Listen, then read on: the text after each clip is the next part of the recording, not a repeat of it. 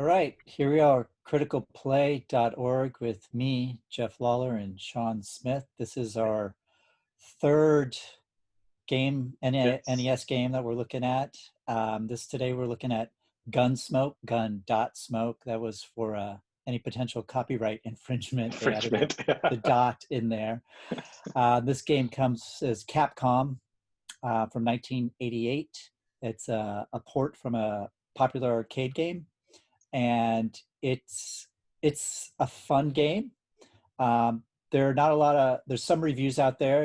A lot of the reviews, in particular, one reviews talks about how it's very Commando-esque. It's a top Mhm. scroller shooter. It is, but it is more than that. There are a few additions to that. It coming out a few years after Commando. Um, there's additions in terms of how you can live a bit longer, things you need to acquire to get to the end stage.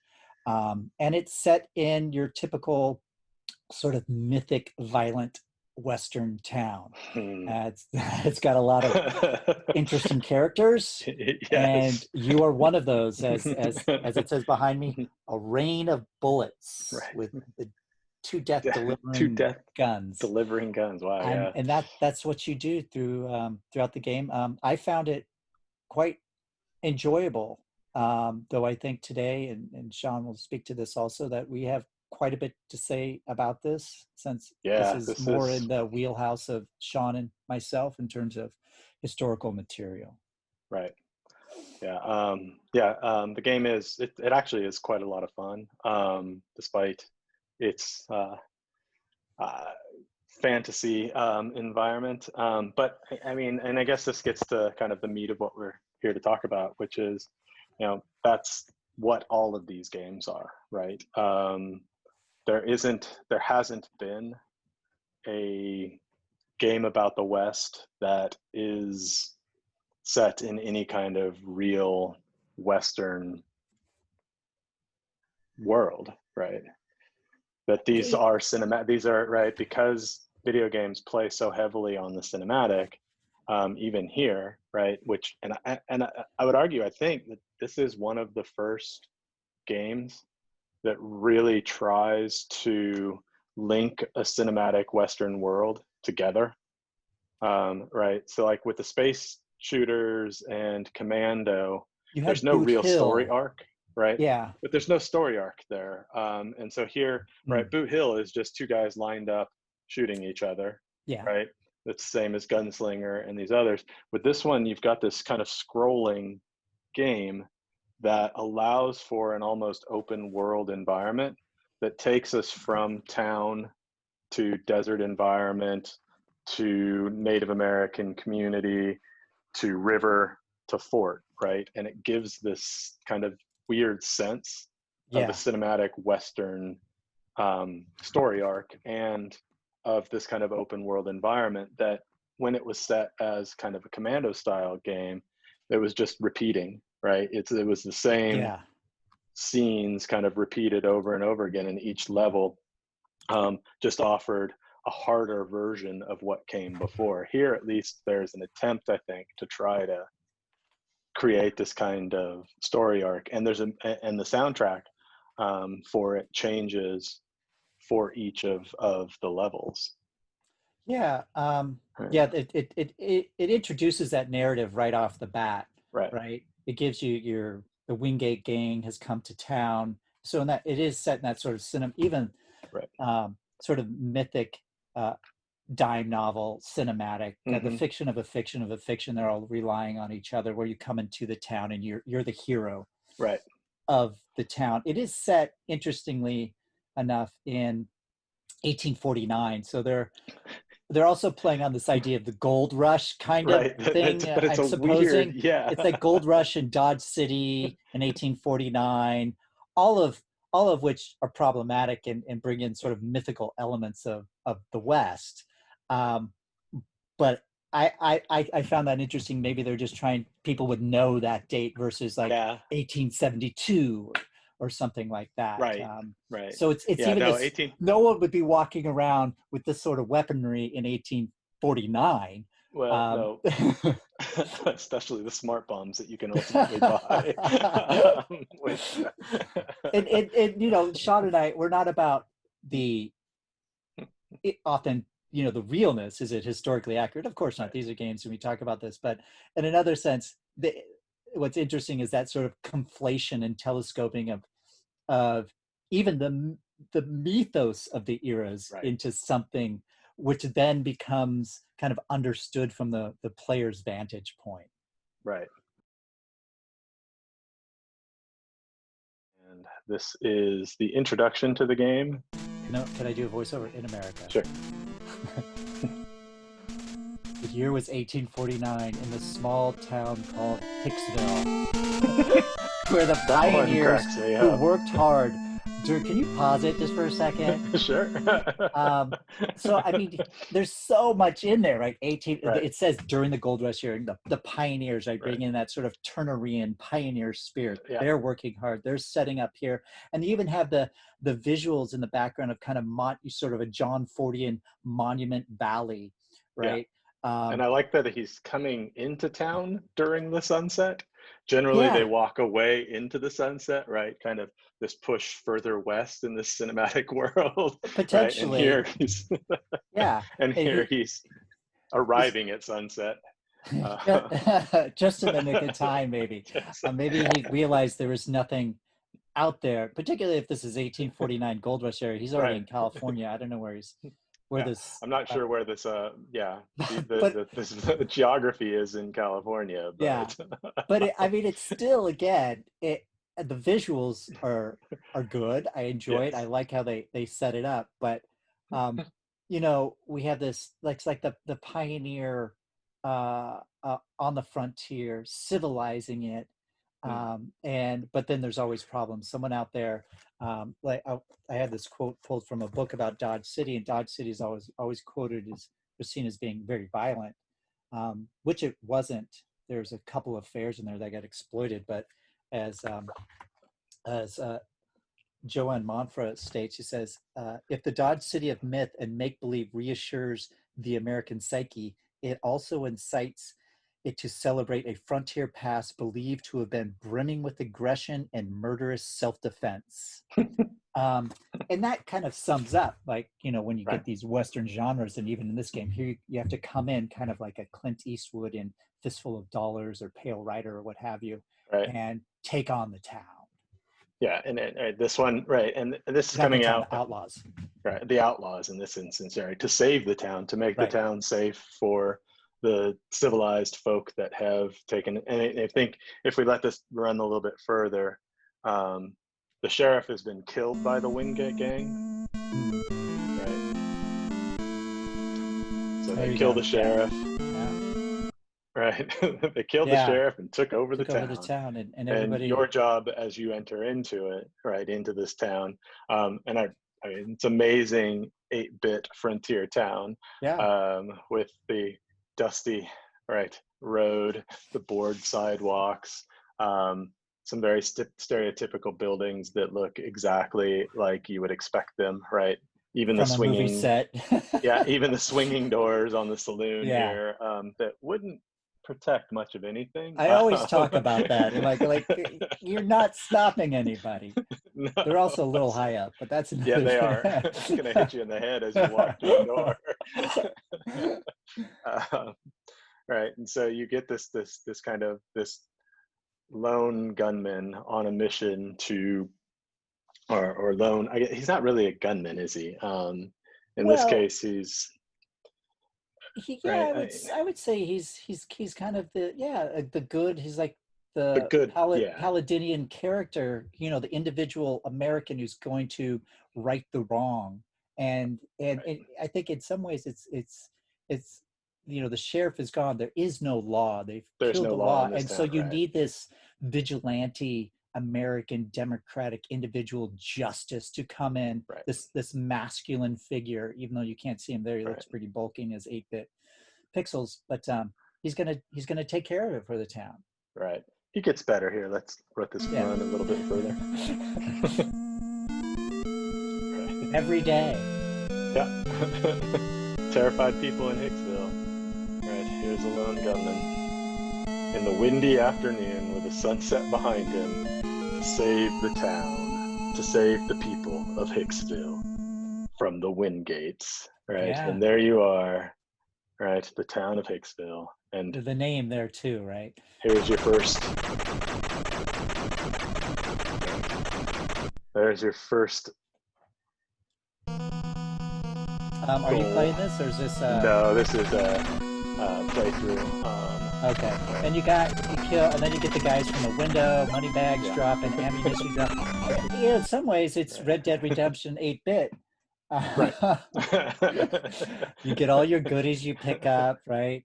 You're never wont of ammunition, but it No, is fun. it is it's a fun game, but it does play to a lot of, and so this is what, 1988 when this game comes out. Cinematically and I think culturally, America is gonna kind of come back to the Western in the mid 80s.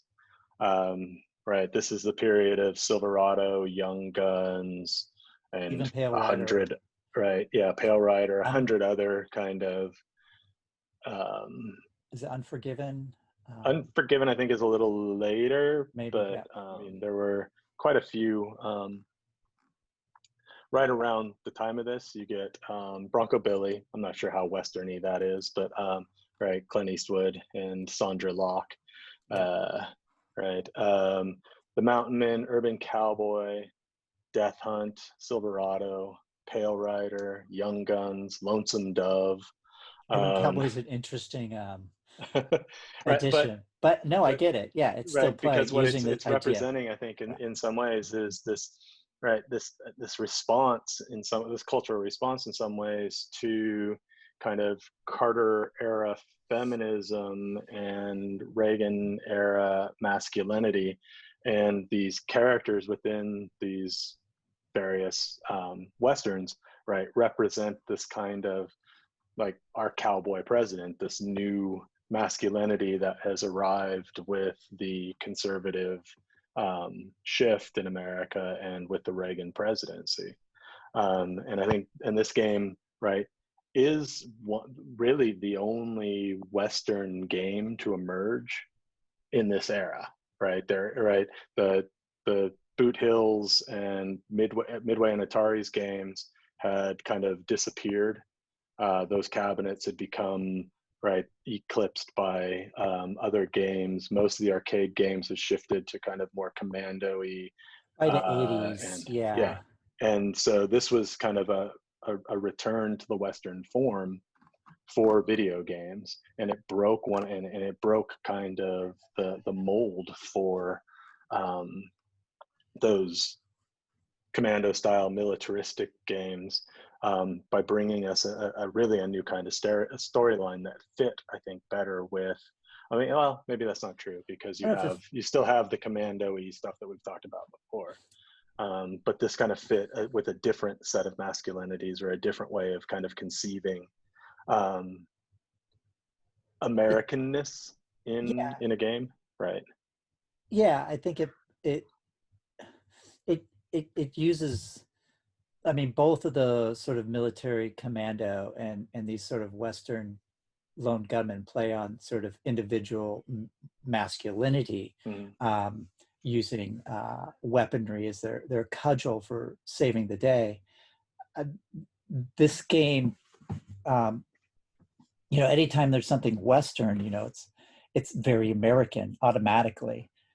Even when we talked about Commando, the idea is coming from sort of British nomenclature and being used in many warfares. But when you set something in the West, or it's the American West, the Western, it's very Right. American. It's just Even American. even when you had your spaghetti westerns of the 60s and 70s, mostly, the idea is they're mostly set in America. Some are set in Right. Mexico and places like this is a kind of borderland in a way.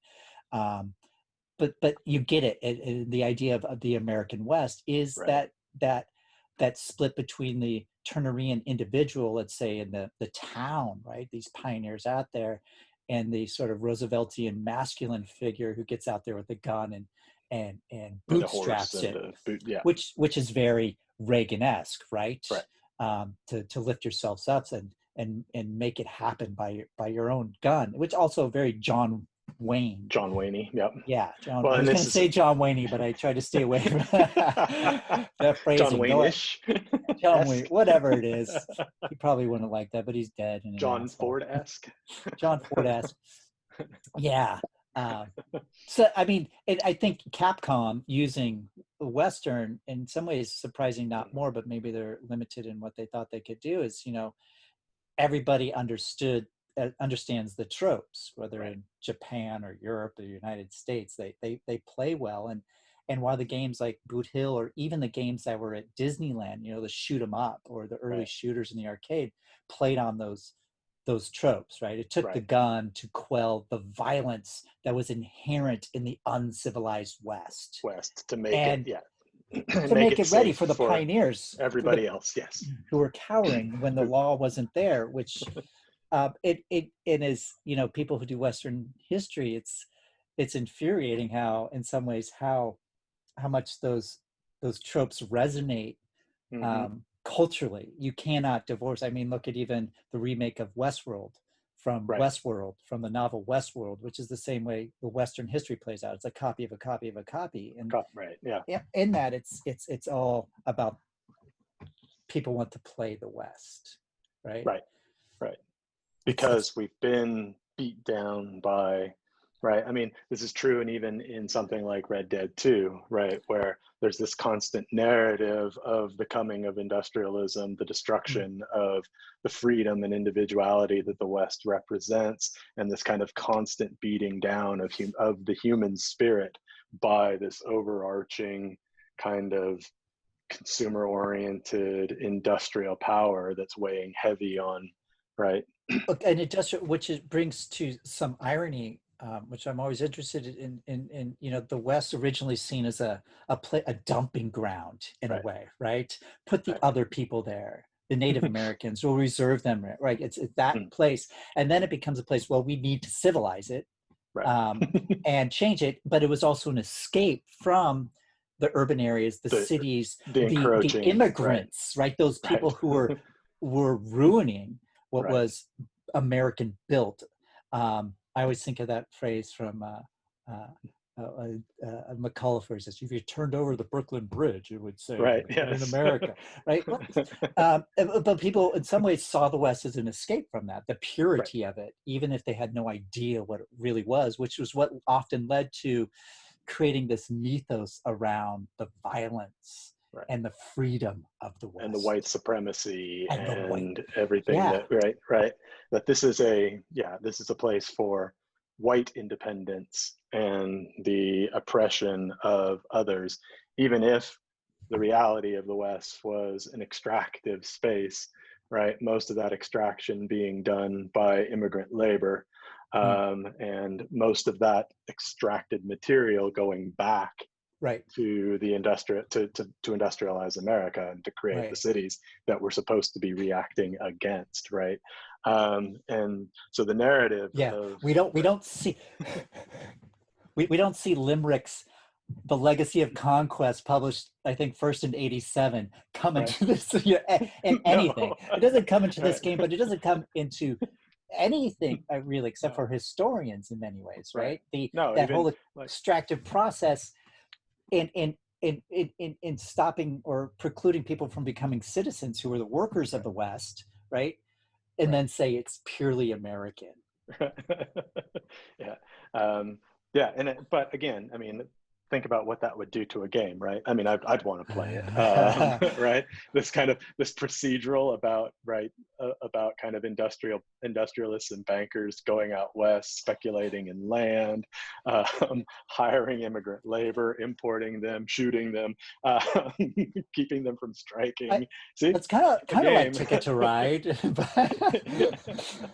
for the shooting. Um, yeah, I mean, making a game. Well, if we look at Red Dead, there's these attempts at Yeah, showing the otherness of the West, right? right. The Chinese laborers on the railroad, the Native Americans kind of in the reserve. Now, there are problems with those, Oh, Yes. Admitted, yeah. But Yeah. you see them, right? Right. That's where we Right. are now, 40 or 30 years later, right? Right. Just the And even seeing in of them. something, right, even in something like Red Dead, right, the employment of the Pinkertons in a really strange fashion as this kind of police force Mm, rather than the corporate police that they were, right? The right. strike busters, they were there to kind of regulate the mining industries and do the bidding of the industrialists who couldn't be in that space, right? They were still in New York or in Philadelphia or Chicago, wherever, right? And because of the way that industrialism spreads, right, you've got the centralized bit of capital, and you need its surrogate out west to keep the employees in place. And we don't, right. And so even the Pinkertons are kind of they're they're used in a way that just represents a kind of law and order, Mm, right? yeah. In Red Dead, I mean, they're obviously absent in a game like this, right? There is no law in this game except for the law of the gun, Right. right?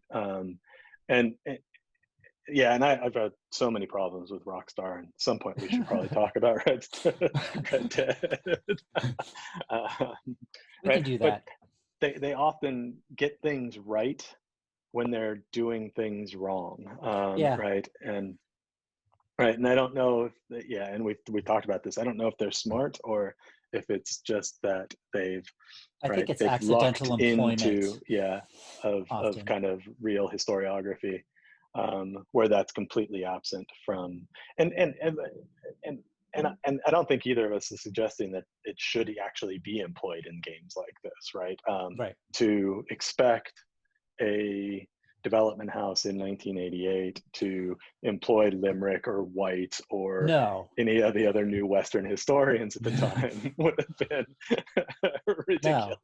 would it will have been implausible in so many Yeah, ways. right. And it And would become unrecognizable to anybody playing the game, right, as the yeah, West. The West would yeah, have been redefined in a way that, right.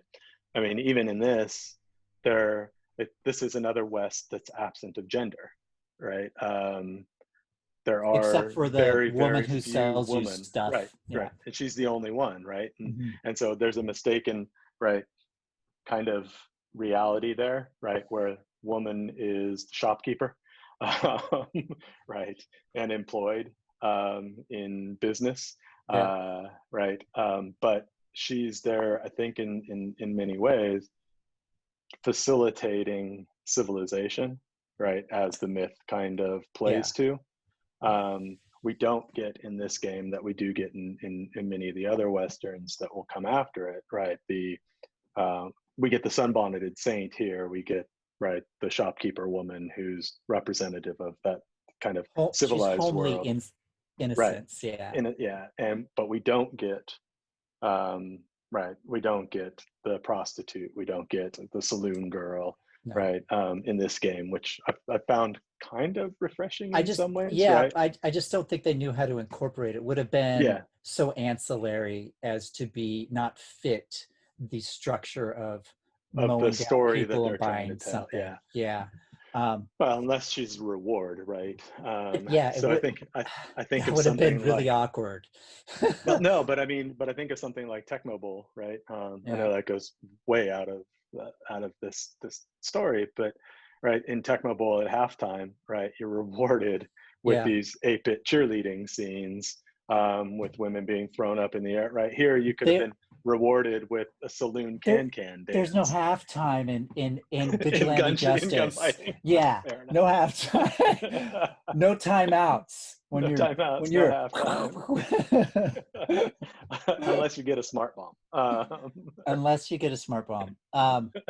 It, it, it spoke to a little bit, about, this conflation telescoping of weaponry and 1849 and mixing those together to create, Mhm.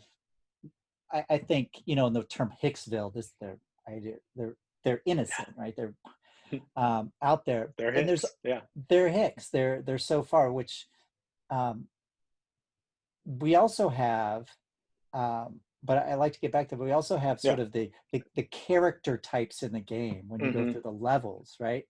And I was thinking when we mentioned Red Star and others, right? There's a few others in the game. One comes in level 3, which Right. are the That's Native the Americans. yes. in in um, in here, much like in the uh, Bound in Blood, which was the Bound in Blood game, the Civil War setting, I'm gonna switched where over to you mow down Native Americans and Navajo right. and such. You're doing the same here, except here you have sort of this, ubiquitous idea of a Plains Indian with a war bonnet and a Right. spear. He apparently couldn't acquire a A gun, gun. Yeah. um, and his name was Devilhawk Fireball. Um, But and this, no, fireball is what you oh, sorry, that's right, the weapon that the you weapon. win Sorry, yeah, at the end of the sorry. but he Um, is Devilhawk, and he was originally in the arcade version of this. He was originally named what was he named? Sorry. Um, there's a list somewhere. yeah, I have it here. Oh, he was Wolf Chief Hmm. before he became Devil Hawk. Um, right. Wonder why And the name change there. well, I think, well, I mean, you can speculate, right? Wolf Chief sounds almost respectful, and minus the chief part, I understand. But to change it to Devil Hawk, right? It This idea really, of savagery, right? Of the devil, of Satan, of right, of this kind of out of this anachronistic, yeah. um, right, character who needs to be mowed down, right? Which begs a lot of questions. Right, when you're at this stage, right? Still trying to figure out why Devil Hawk has aligned himself with the you're Wingate gang. you're presupposing a lot there, but yeah, I get that. Or merely you have to go through the Yeah, canyons to get to the Wingate hideout. There's no narrative there. Yeah, it's just right. It's a weird, and I mean, throughout we have a lot of this kind of weird Native American representation, right? In even in the earlier stages, the NPC uh, enemies that are kind of thrown together to attack you, they play at trope too. So there's where you're first, right? And he's kind of muscle bound, yeah. and he right again sleeveless for some reason. He's a commando, It Wingate looks like a commando yeah, it with looks two like a guns. leftover sprite from Commando or from one of the other games, right? Um, and right, sleeveless, two guns in hand, Just coming carrying at money you. bags around. Right, yeah, apparently carrying lots of money around with him, and only drops it when you shoot him dead. And then these guys, I'm really confused With by. the mohawks and Yeah. the open vests. Mohawk, open vest, sleeveless again, throwing dynamite. Right. Yeah. So the guy in green, you're right, you could maybe read him as cowboy henchman, gunfighter, though minus a hat. You'd think they would have been able to put a black hat sprite on him. But who are these like circus performing They're strongmen? Wingate mercenaries. Yeah, okay, fair enough. I almost want to know if they were trying to portray them as Native American, right? Are It, these right? it's it's possible. I mean, I think they just went into the bag Yeah, and of pulled out what they could. But of again, sprites. Yeah, having like a black hat um, might have been something. Um, yeah. yeah. And then your third henchman NPC, like the guys hiding in the windows. I think they come out here in this junction in the street. You've really improved your gameplay. If only this was me. Oh, it isn't. Oh, No, man. I'm borrowing this from YouTube. Maybe turn the sound down a tick. Okay, sure. That is possible. Oops. So there's the woman who runs the shop, and you can stop and pick up more weapons or different bullets from her. And I really want to get to that other set of Or if NPCs. you need to get the requisite points to buy the wanted warrant poster. Yeah. So you can get to the boss. Um, Hopefully, it's the horse here. It's right yeah, up there. the horse that does nothing but just offers you a little bit of life added protection. Yeah. Yeah, I'll take that horse. I like that they wait for you to pick up your horse. Horse doesn't jump though. No, it doesn't. It's now a tank. We're not seeing the other sprites that I was looking to see. Which one are you looking for?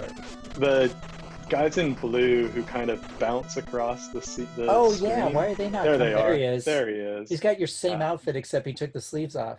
He did, and he just kind of bounces in and out of. Let's see if we can get another one. He can jump on you, but that's the only way he can harm you. Right, and again, another one of those kind of. This guy hasn't learned how to shoot straight either. No. Yes, you can shoot straight if you mash both buttons at the same time.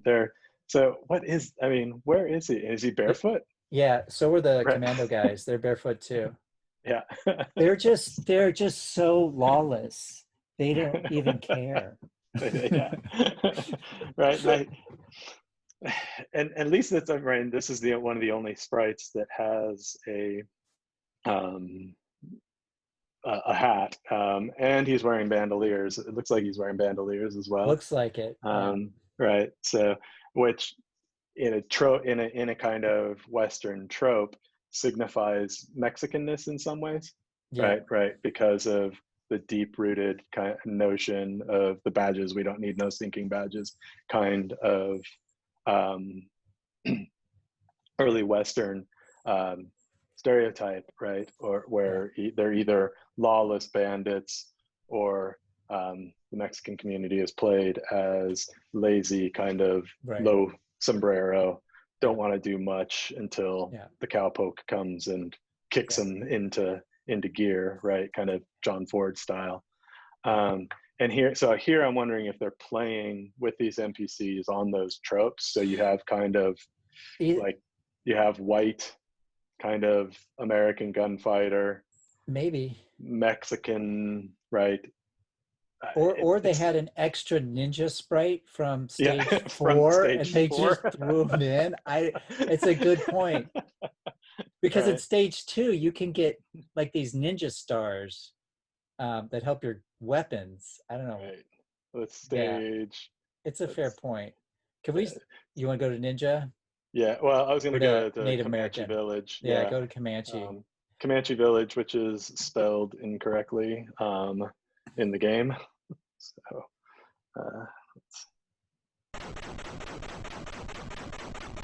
there's Devil Hawk. Oh, Devil Hawk. And they get their soundtrack is actually plays to those. And here, so again, this is one of those places where I was wondering. So if you watch the sprites, this is the only time that the NPC sprites change. So here he's out there again in his mohawk and vest, right? The bouncing guys get changed to wearing headbands and vests.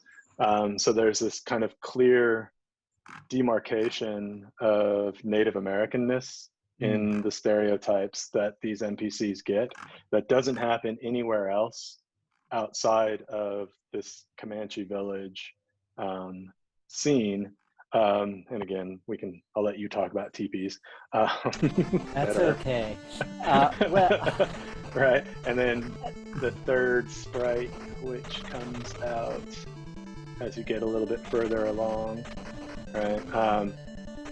They're all kind of there. The jumping one, right? And Arms kind of that crossed. crossing arm motion. Yep, Yeah. a kind Yeah. of headband, right? And again, and these guys, rather than throw dynamite now, throw tomahawks. Yeah, of course, because, So you know, there's this, right?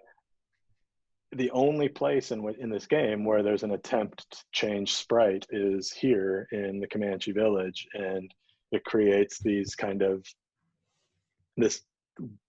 mixed diversity of Native American stereotype, um, right? From Mohawk to, right? It's it's hard to, right, again, because that diversity of Native American life is never realized in any of right. the Western tropes, right, or in any form of Western popular culture. We have no idea who these populations are or where they, right, are from. If this is 1849 and it's the gold rush, then what the hell are teepees doing You've got the in wrong set of Native Americans. right? Yeah.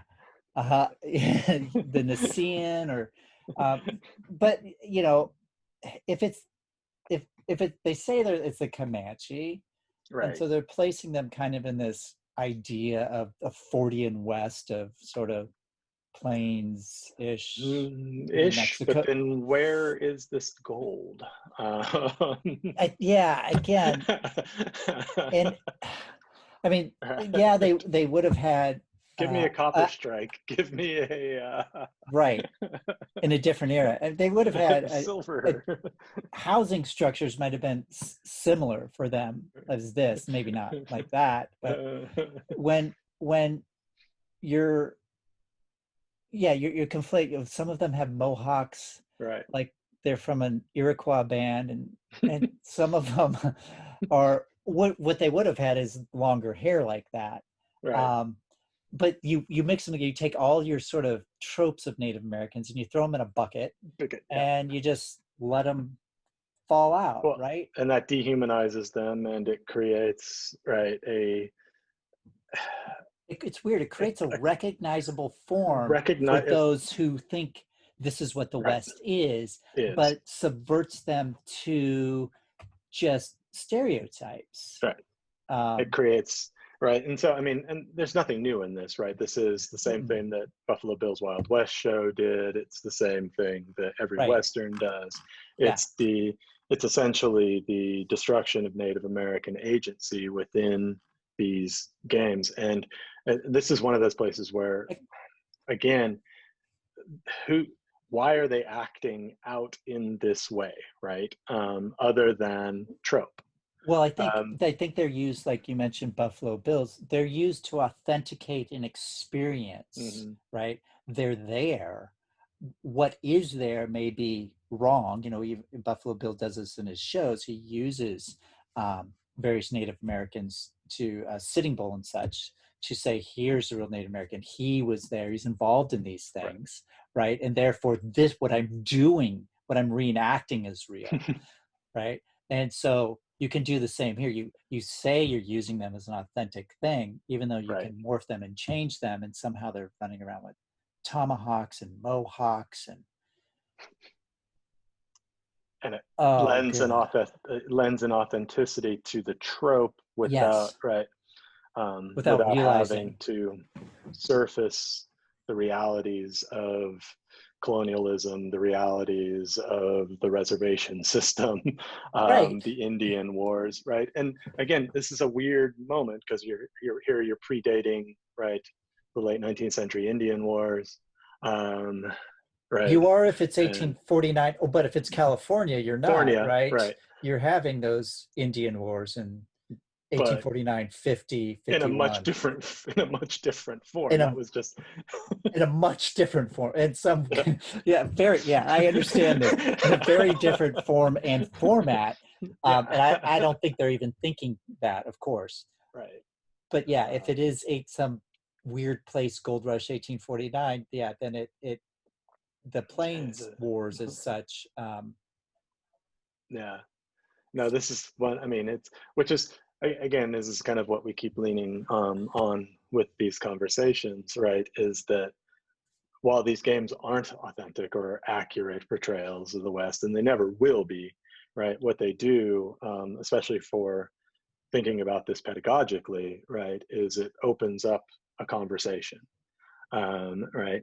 This game meets the expectations, I think, of most Americans. So if you sat them down, even with this game, they would. This is a recognizable West with a recognizable story arc, with a recognizable set of characters and tropes that they would feel comfortable in and believe that they have some knowledge of this space, right?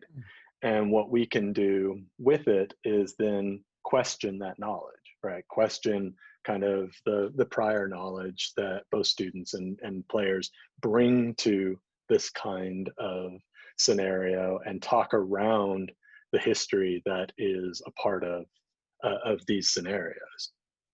Yeah, yeah, definitely. It Right. gives us a chance to say, where does that knowledge come from, right? Right. And how do we know these things? And the other thing I would say, I think that's all right, is that it gives us a window into those moments in the past, Right. how historical ideas were used and thought of.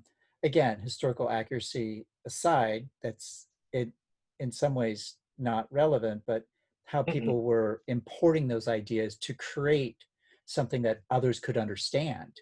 And then Right. we have to ask, as you just said, why did they understand them as such, Right. right? And And especially right at the time that these games are being mm, produced, yeah, um, right? And it so if you think about kind of, and this is something I was coming back to as I was thinking about this game a lot.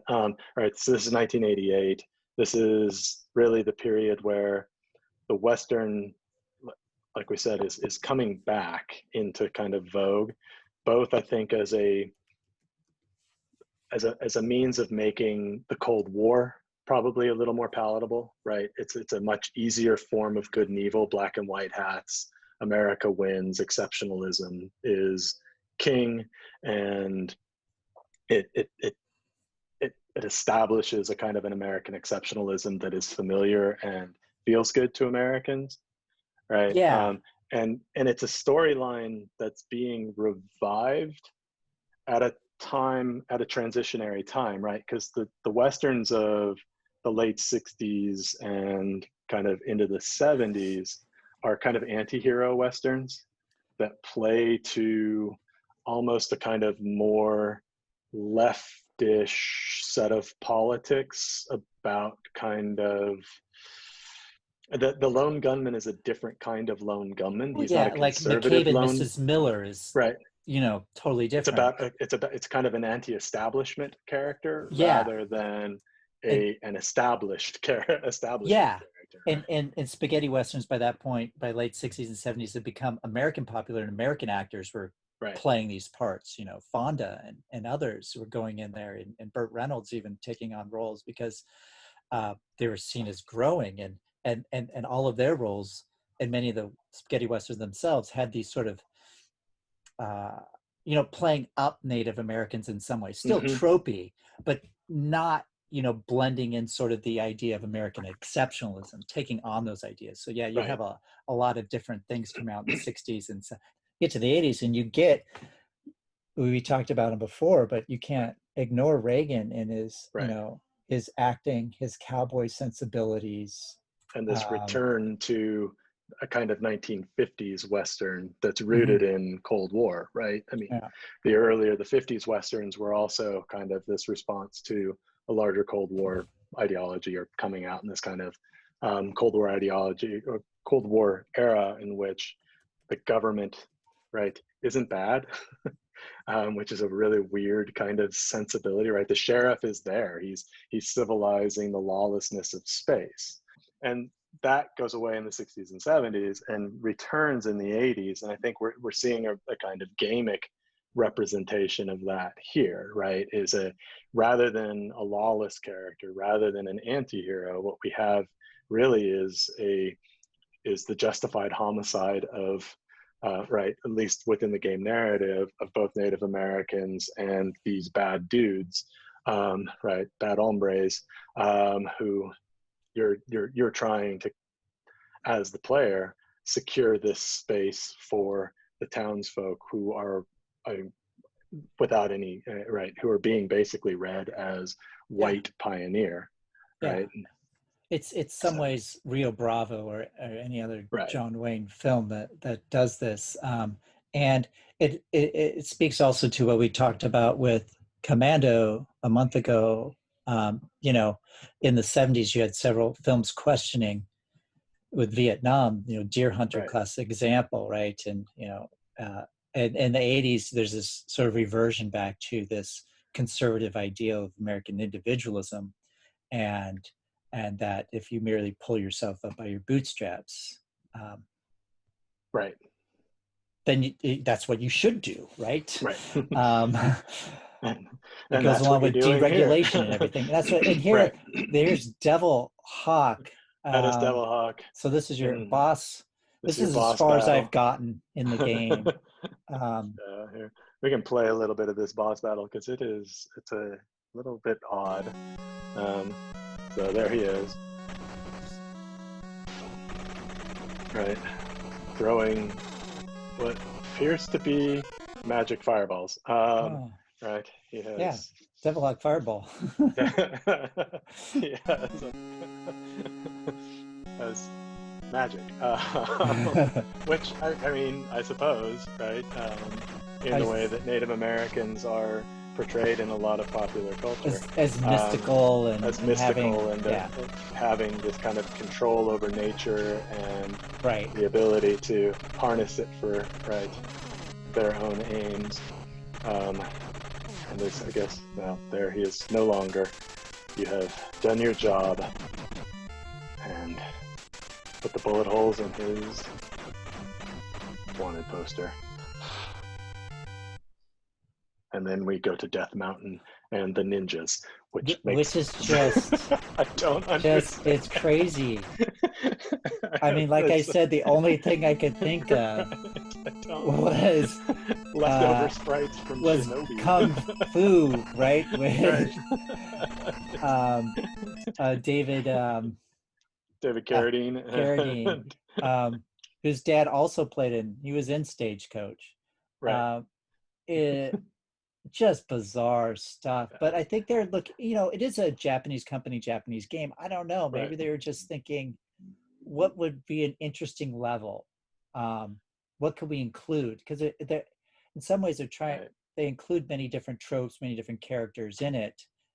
It's a Shaw Brothers Western at this point. It's a Shaw Brothers. Well, it's well, Shaw Brothers are Chinese, right? I know. I understand. I know that. It's the only it's the only kung fu Western I can. Right. There aren't a lot of Japanese right. Westerns. Although Rashomon, I suppose, is technically a Western. Yeah, it's weird. But you get in your sort of canyons here. Yeah, and with the best part is the saloon keeper or the woman you can buy stuff from. She's just out, randomly stationed, just hanging out in the canyon.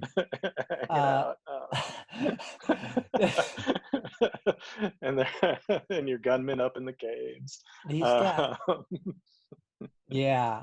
Right. But I mean, but very evocative of that kind of John Ford long canyon run, right? Stagecoach.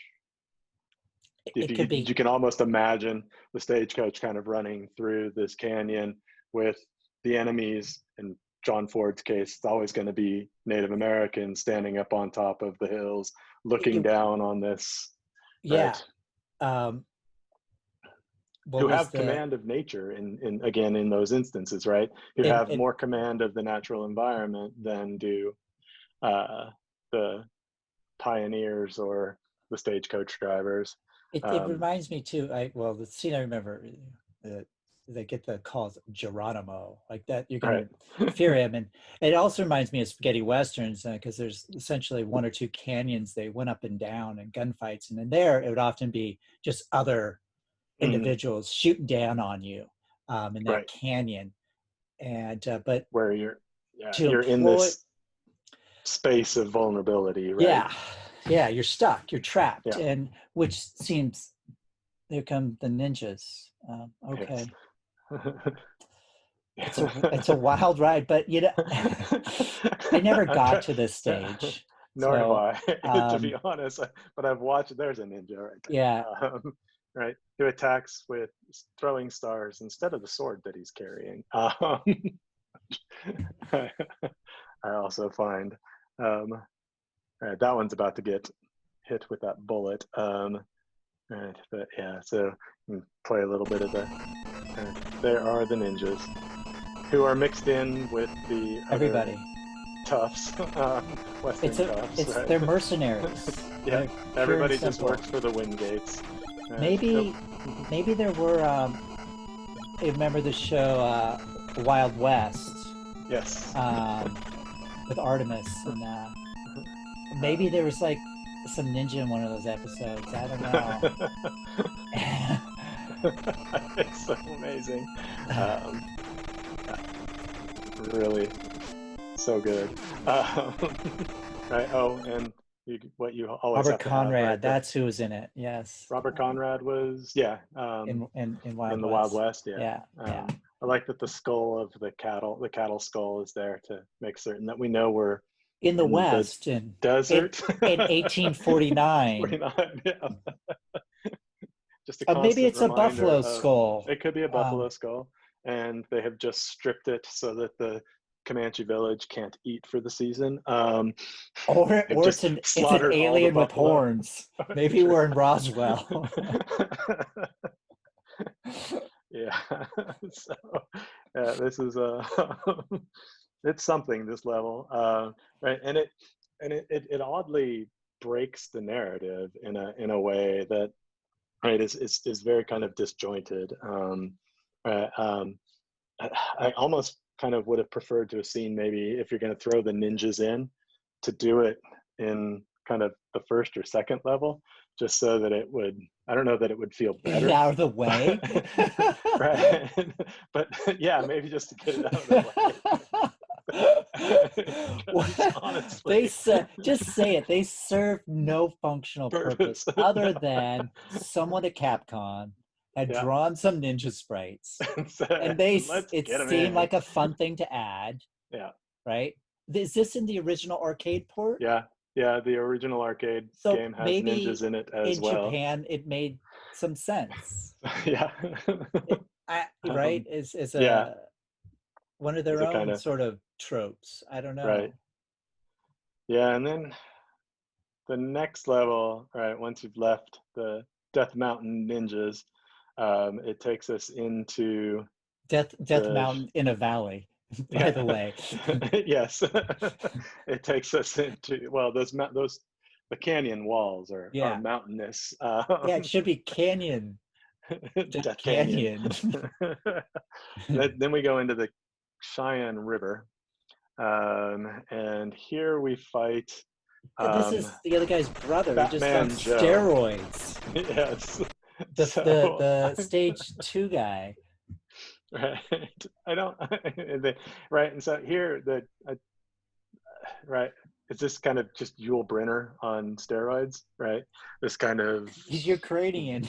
recognizable, right, but a recognizable character, right? Because Yul Brynner, there's always kind of this larger balding or bald tough that shows up in He the should have a black westerns, hat right? on. He should, for sure. Right, and his face should pop off, and he should become a robot. He doesn't become a robot. He always He is. is yes, he is always a robot. Right. Um, but again, and Fat Man was called just Fat Man in the arcade game. Here they call him Fat Man Joe. And in everything I looked at, it suggests that this is a reference to something else, but I could not for the life of me figure out what the reference to Fat Man Joe was. So if anybody knows, I'm happy to Off hear the top of my head, about. I can't think of Right. anything unless it's So some esoteric Western where he appears or something. right, and this is just a right, and so again, just a muscle bound kind of. You're now moving in He's through only worth $2. a Two bigger boss. No, dollars. $2. Where's my $2? Yeah, there. Now he's worth 20,000. Dang it. Right. That would have been a great reference. But he might be better off dead. Way to slide that in there. But here again, the environment changes, and again, this is another thing that It's the I Cheyenne really River. like about this game. But each environment, each level Yeah. is different, right? And Yeah. so there's a sense of progress and a sense of movement that you don't get from the earlier shooters, even right, especially like the space shooters, right? It's just this kind of constant repetition of a star field, or if it was a side scroller of like a kind of tunnel like space, and there's never any real sense of motion or movement, and this game brings that with a soundtrack that is, albeit racist when it deals with the ninja stars. The ninja guys get a kind of sakura kind of Japanese theme that goes along with it, written by a Japanese composer. But the Native Americans also get the kind of their stereotypical war drum, war dance song that goes with them. This looks like the Commando Bridge. Yeah, but this one you can see that they're stealing sprites again, and reusing them in the game. But it does give a sense of motion. The soundtrack for the game was so popular that it was put out as an album. This is one of the first kind of soundtrack albums for a game. The real question is did the Los Angeles Symphony play it? Or Philharmonic. Philharmonic, yeah. So again, this one pretty stereotypical in terms of its the passage through this space, giving us a sense of, I guess, making our way out into the wilderness a little bit deeper. So we've gone through the slot canyon or the canyon lands. Now we're moving up into the foothills, into the rivers, and eventually we will get to Fort Wingate. We should have a horse in this stage. You really should, right, to be able to traverse this space a little bit further. Yeah. There's not much to say really about this level. It's pretty straightforward, stereotypical Western, and the sprites go back to being the same ones that you were fighting earlier. Fat Joe is exactly as a that. sprite, right? Is exactly that. That is not Yul Brynner. That is not Yul Brynner? No. Okay. That is not Yul Brynner. He could never fill that out. All right. And then we get into Fort Wingate. This is the last. This is our boss battle, and this is the leader of the Wingate gang. Here, right, and he has a machine gun that you're going to face, and he's gonna in 1849. Right? Yes. Well, you have smart bombs too, so right. Weaponry doesn't have to be. Now, in the arcade version of the game, his name is Los Pubro, right, and he's anglicized, or at least the name is anglicized, into Wingate as the leader of the Wingate gang for the NES. And I'm not sure why they made that distinction, or why they couldn't have been the Los Pubros gang. Right. He's looking quite swarthy here. He is. His complexion is darker, his hair is darker. Right. He seems to have the features less of an Anglo if you will. I don't know how to. Yes. I, No, I, he's. I mean, right, and I the think they it's changed his name, but they didn't change his sprite, right? right. And so It seems to me it's like you are whoever you are. right, You're the Billy white guy Bob, coming into town, Bob, Billy and Bob, Billy Bob, and here you are at the end of the game defeating not just a Wingate, but in some ways a representation of Mexicanness. I mean, yes, Mexicanness without and yeah, the others without the name association to right, it, and you can see through the name change, what for whatever right, reason that was, um, that this is still playing on that idea of you know, of the Anglo bandito, civilizing the right, West, and this is right. the bandito Yeah. here that you need to defeat. Yeah, And again, a character who would have been incredibly well known already, right? mm, Playing on the same kinds of stereotype as Speedy Gonzalez did, mm, as the Frito Lay Frito Bandito did, as the Treasure of Sierra Madre, mm. right? And That's John Huston's Badges, We Don't Need No no Badges, badges. Banditos.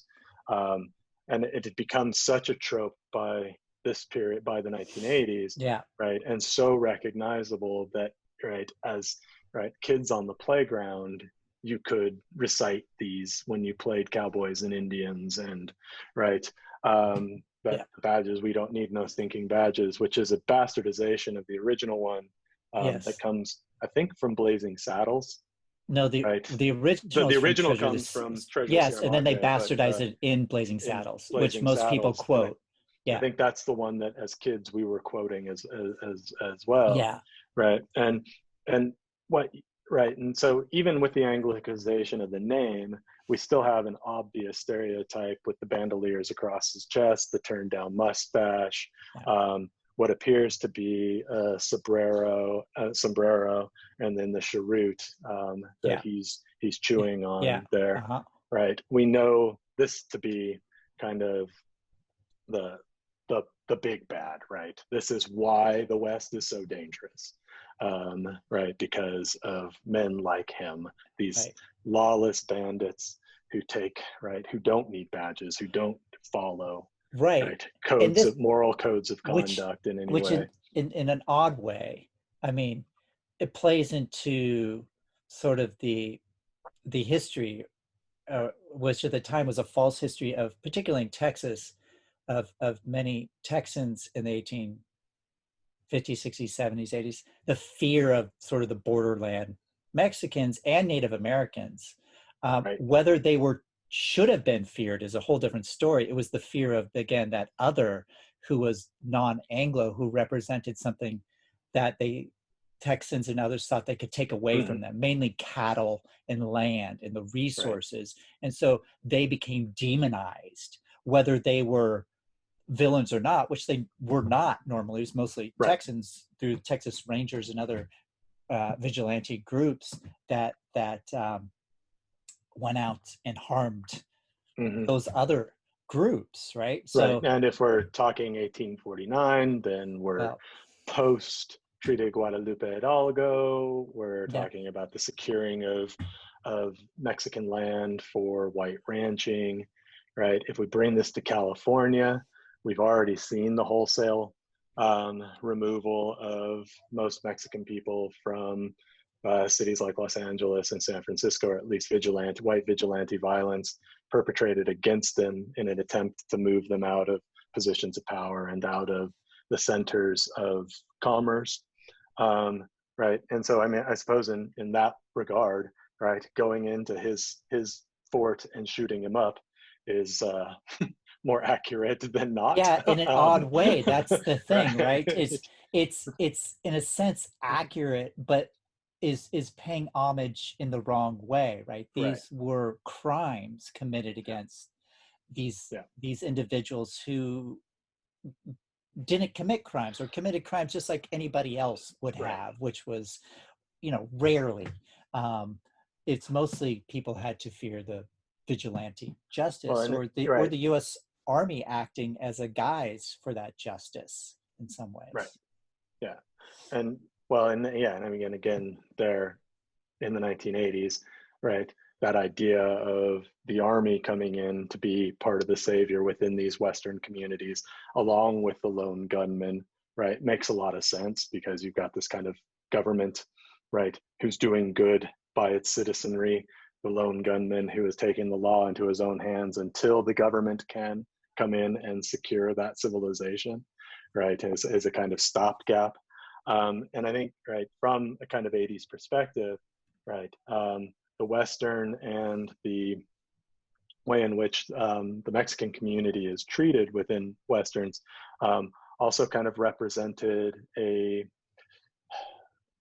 maybe there's some cultural symbolism in that as well, right? You're coming out of the period of the Chicano movement. You've seen some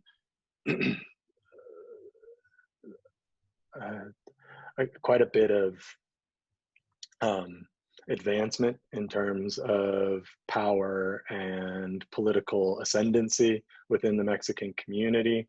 And I think in the 1980s, right, as we were looking for boogeyman, whether it was the Japanese, the South Americans, right, the Soviets, the Mexican community was one of those boogeymen, especially out west, especially in California and other places out west. And I think there was this kind of comforting notion in placing these stereotypes back on that community and denigrating them or shoving them back into a controllable box again, right? That these games may represent, right? I'm probably overreading the games, but right, but it's fun. Yeah, it could be. I mean, they at least are not considering those interests and what it may mean. So this here is the fort. The fort. This is the fort. It's quite a with fort. Cinder blocks. Cinder block fort with with its own cemetery. Yeah. So this is our Fort Apache, our Fort Wilderness. Right. It does look like it has boards and stockade kind of construction as we march through it. There are a lot of dead people around this fort, though. Well, it's just to show you how dangerous this mission is.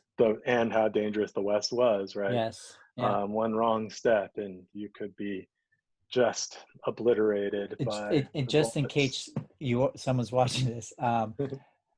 That's tongue in cheek. The West was not overly dangerous or violent. That's one of the other tropes. Sarcastic. Yes. Right. People like to believe that, but yeah. So we march through this. Right. That's Wingate with the cape?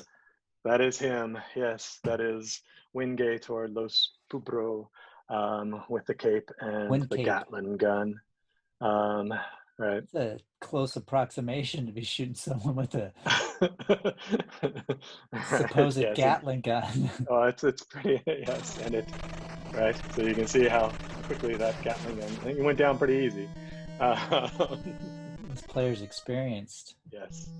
But yeah, and that's the end of the game after you shoot off a couple of more henchmen. Oh, he's back. Oh, there's two of them? Well, he'll be back. Apparently you have to take him out twice. His twin. Right. You didn't know about his secret twin. His secret twin. There's those jumping guys again. Right, so here's Wingate. And you're going to... Oh, it'd take me forever to beat this stage. Yeah, I would. Yeah. Oh, wow. This guy got a cheat code on? Can't tell. Can't tell, does it? It looks like he's actually avoiding the... It does. Bullets, so... right, now Wingate's gone down. You have to get him again? Nope, that is it. Oh, maybe not. Maybe it's a third time. Oh, mon dieu. Yeah, wow. Oh, wow. Triplets. Well, this... According to the story, right, so the story in the game is that it is Wingate and his two sons. Oh. So this may be the full of the Wingate gang. That makes sense. You're taking out, right, both sons, and then finally you get to the father. Yeah, you're ending the Um, Wingate lineage. yes. Hopefully they haven't had sons of their own at this point. I would hope that if you die, you still get credit for the ones you've killed.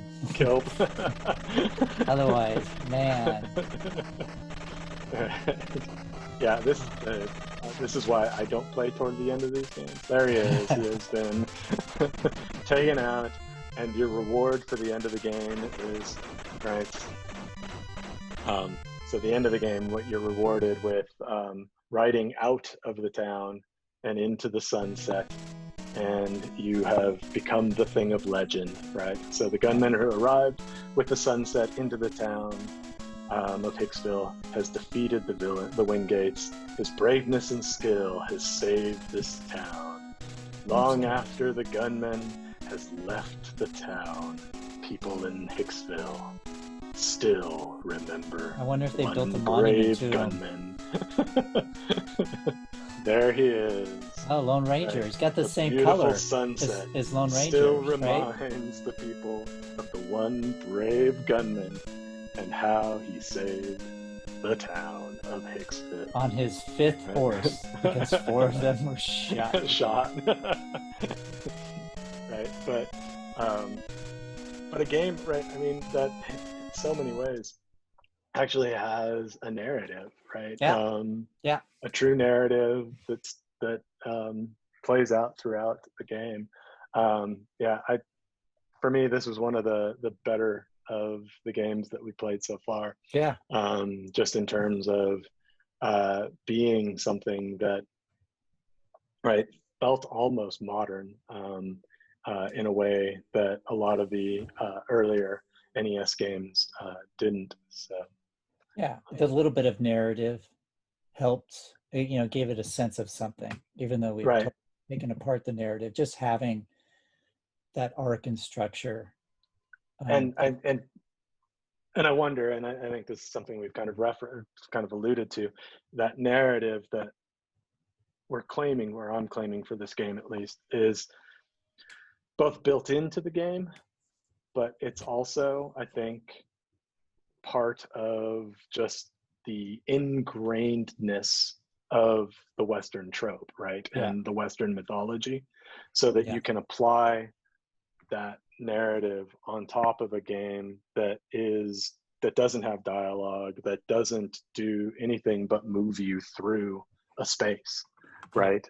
And that space is so familiar that story is just built upon it.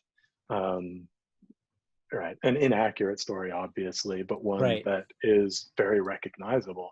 Yeah. Right. I just wish you weren't named Billy Bob. It's an odd name to give your lone gunman hero. No offense It's just to an average guy. Just Billy Bob. dogs that we might know. Still reasonable Yeah, game.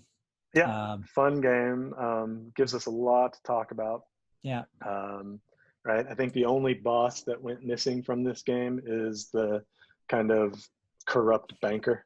Um, Oh, was there right. one We in the got arcade port, or you mean no, that as a no, trope? as a trope, right? Yeah. A We're missing railroad corrupt we're some missing our industrialist. prostitute and our corrupt industrialist who's either Yeah. trying to swindle the town out of some like payroll or mining claim or something Could like be the that. bad rancher though too, like Yeah. Shane sort of Right. thing. um, yeah, we didn't have to fight them, but They could, instead of the ninjas. I don't know if like a yeah. evil rancher or I don't know. industrialist would have played as well as Played as well, a right? ninja. Yeah. It would have been harder to, right? How do you tell that story? The ninjas, they make so much more sense running around in Death Mountain. Other than, Yeah. but you could have. I think it would be interesting maybe to have so the railroad guy, right? If it was a railroad man, you could have just had him running through a train. Meet him on a right, or 8-bit train car, right, as you go through, and then you can meet him in like his private Pullman coach, and have to defeat the boss. who drops a ton of money in his private coach. Well, there's a lot of money being thrown around. So There is. maybe. I don't know where that money's coming from. There Their seems to be a pockets. lot of cash. They've been raiding the Hicksville for weeks. Yes. All right. Very It could be valuable months. resources just lying on the ground. The hidden treasure of Hicksville. Like all Westerns, right? Yeah. Even Red Dead 2, I get to pick up bullets, which are quite expensive, just randomly sitting on the ground. Yeah. Right? I mean, why not? Where you left them. Right? It'd be different if it said you have 6 shots and then you had to. Right. Then you have to go buy more bullets somewhere. Yeah, you got to go to back to the woman. Buy the bullets. Buy the bullets. Yeah. Right. So that is Gun.Smoke. That Gun.Smoke. is Gun.Smoke. Yes, Gun.Smoke. Gun.Smoke. Right, an NES game from 1988, which was a lot of fun both to play and to think and talk about. As we wrap this up, we'll have this video posted. Not that anybody's watching a non-live video, but we'll post this video up to YouTube along with our others in this series. We've looked at Commando and 1942 and 1943 so far. This will also have a companion written piece attached to it at criticalplay.org. If you want to see what we're up to, you can head over there, criticalplay.org, and see our writing and other things of that nature. I don't know what we're playing next time. I don't have the list up in front of me, but something from 1988 or 1989. And we'll be probably back to that in another couple of weeks. So we are signing off. See ya.